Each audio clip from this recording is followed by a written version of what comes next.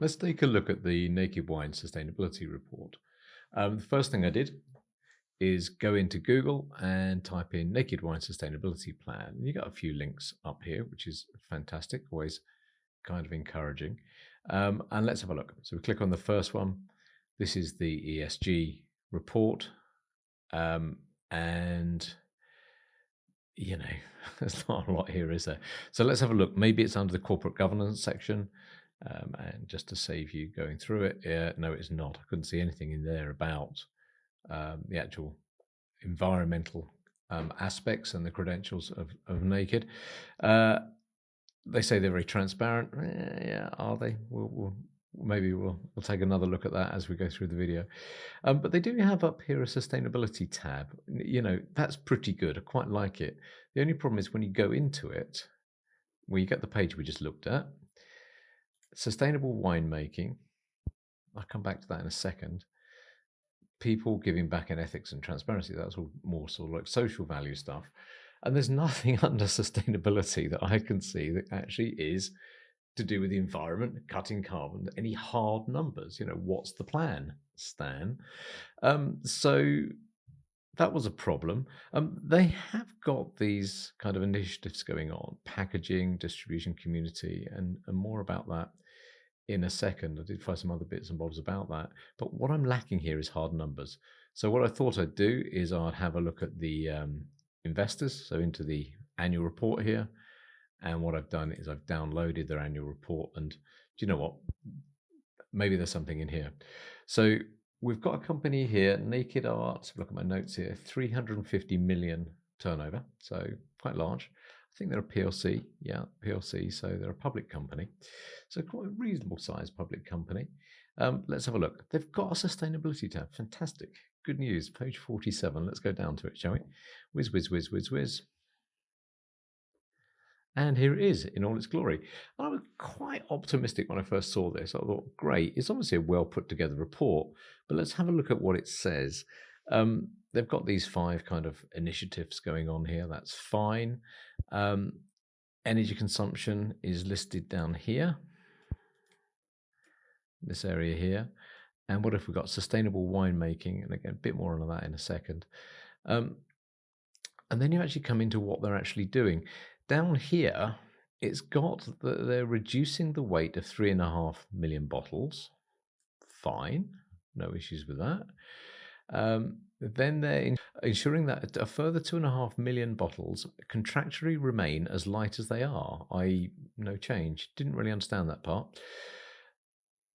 Life cycle carbon emissions will reduce by nearly 10%. Well, what I've not seen here is any sort of validation of this. Is that a lot for these guys? Is it a little? You know, what proportion does glass and bottleware make up of their total carbon footprint? And that's what I'm not seeing here. I'm just not seeing the numbers. I'm not seeing the detail. Up here, comment from a winemaker and another winemaker, and all to do with ethical behaviour, responsible drinking, etc. If you scroll down a few pages, though, you actually get the numbers. And what you've got here is absolutely bare bones minimum stuff. You know, direct emissions, natural gas, not a lot. Electricity, 35. I would suspect that if they swap to renewables, that would go down to pretty much 0.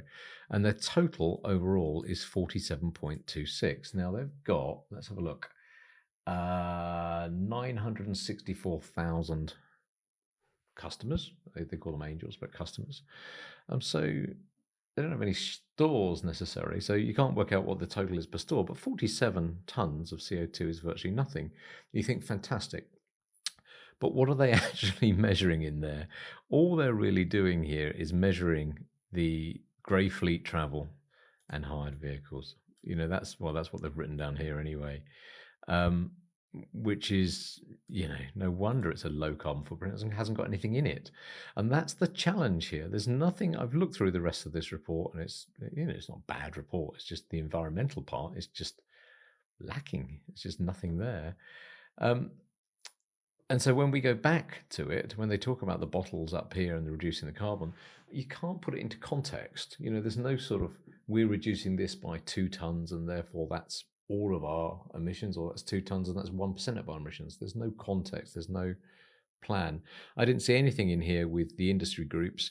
If you remember back to the Berry Brothers and Rudd video, they're doing a lot of work with trade groups to try and look at the composition of the glass in the bottles, and they're working with trade groups to try and lower the entire sector's sort of bottling size, so that you're using lighter bottles on a number of different things. Couldn't see any of that in here. If you look at BBR as well, Berry Brothers, their SBTI, again, I couldn't see any reference in here about joining the SBTI initiative or sort of any look at TCFD, which is, you need that if you're over 500 million. These guys aren't necessary unless they've got 500 staff, which I don't know at this stage. But there's nothing in there. There's no long-term plan. There are, however, lots of statements. I said I'd refer back to them about responsible, environmentally friendly winemaking, and that is a thing, and that's to be commended. So they've done well to promote that. There's a big push in wine to move back from, not just sort of mass-produced wine, but organic, and then another category of wine called biodynamic, which is to do with moon phases and stuff like that, flower days, etc. So that's a push that the winemakers are doing. They're supporting that. I don't quite know how, but they seem to be sort of at least encouraging it. And that's a good thing. That's a good thing. So let's have a look. What did I score them? Well, to start with, I was quite disappointed.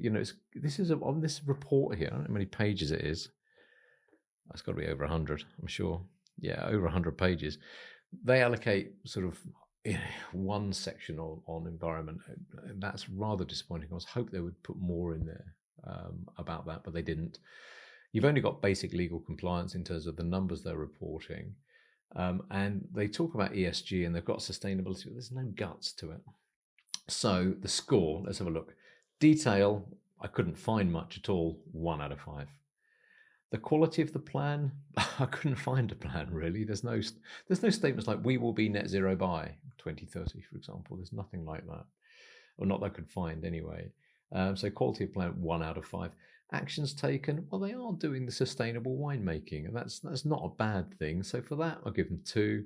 Transparency, they've done something, so it's not 0. And the other pages we looked at, the pages where they list down some of the initiatives they're doing, again without numbers, but at least they're down there. So 2 out of 5 for that. Effort, I can't see a lot of effort's gone into this. 2 out of 5 for that. So overall, 8 out of 25.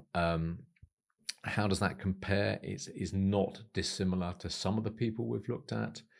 I think if you look at Majestic, they got 8 out of 25. BBR scored a whopping 25 out of 25. Lathwaite, slightly worse, 7 out of 25. So it's about par for everybody in the sector, except for Berry Brothers, who did score rather highly. So there you go. That's Naked Wines. I hope that was useful.